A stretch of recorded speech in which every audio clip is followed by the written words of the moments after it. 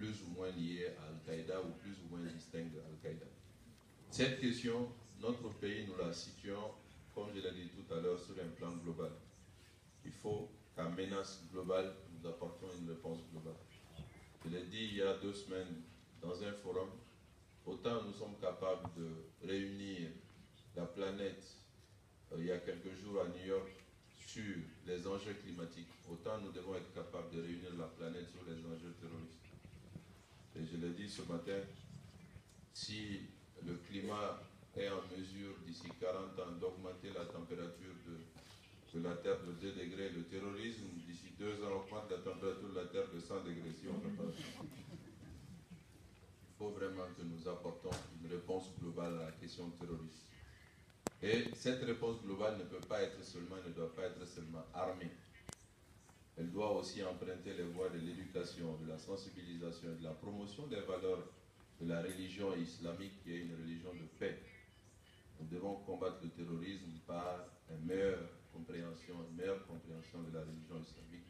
Et évidemment, la lutte contre le terrorisme a aussi un aspect de développement. Le terrorisme fleurit là où il y a la pauvreté. Le terrorisme fleurit là où l'État est faible.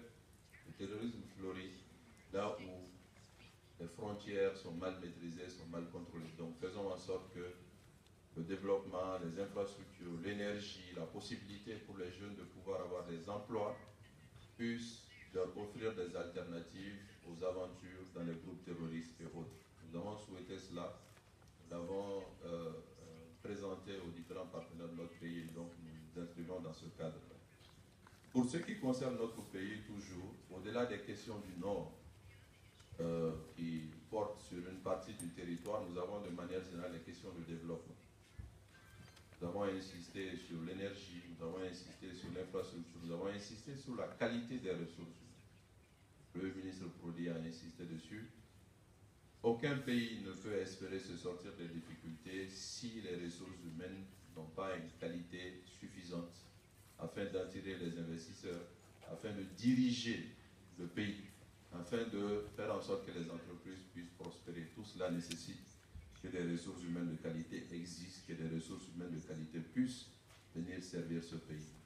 Et justement, c'est aussi le lieu d'insister sur la vision que nous avons de l'évolution de notre pays sur une décennie ou plus d'une décennie.